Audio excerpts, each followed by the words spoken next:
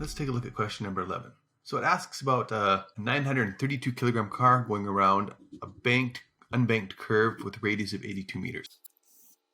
There's our path. We can put our car on it.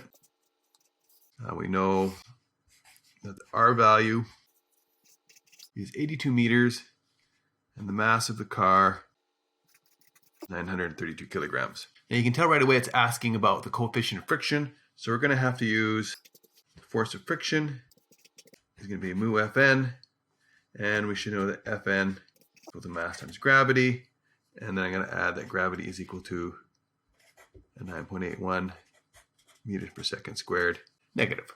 Now the key thing to know here is that Fc, the centripetal force, is equal to the force of friction. Now why is that? If there was no friction, what would the car do? The car would continue to go in a straight line because there's no force making it move in that circular path. The centripetal force is pushing it inwards, making it travel in that curved path instead of traveling in a straight line. That's again the direction of the force. Now Fc, we have a bunch of equations that we can choose from. I'm going to assume it's mv squared over r. I don't know this for sure. The reason why I'm thinking it's this one here is because I know that Fc is equal to force of friction, which I can solve for that. So that means I'll have this value here. I have the radius, I have the mass. So then again, that'll tell me my velocity, my maximum speed. Again, I'm not worried about the direction. I would have to start here, getting force friction, and then get my Fc. So going through the numbers, I see I have 932 kilograms times negative 9.81 meters per second, which means my force normal is 9,142.92 newtons. Now, if I'm doing question A, I can add one additional piece of data, which is mu is equal to 0.95. So that gives me the piece of data that I need to do this one.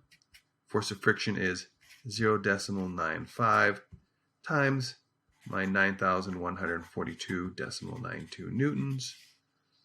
I'm going to place my answer above, which lowers my force of friction to 8,685.77 newtons.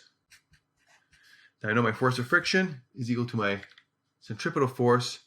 So up here, I know that 8,685.77 newtons is equal to my mass, 932 kilograms times v squared, all over the radius of 82 meters. So again, I'm going to have to divide both sides by 932, multiply both sides by 82.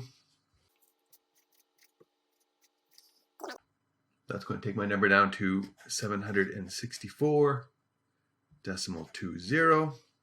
Take the square root of that, and I get a value of 27.644 is V. Based on my original numbers, I'm down to about 2 significant digits, so 28 meters per second is my velocity. Now, obviously, I could do the equation again with B, but really, it's the exact same work. I'm just changing my coefficient of friction to 0.4 instead of 0.95. So that's how we do number 11. Obviously, it's a hard question. It's towards the end, but hopefully you can see it really was not too bad in the end. Hopefully that helps. And there's question number 11.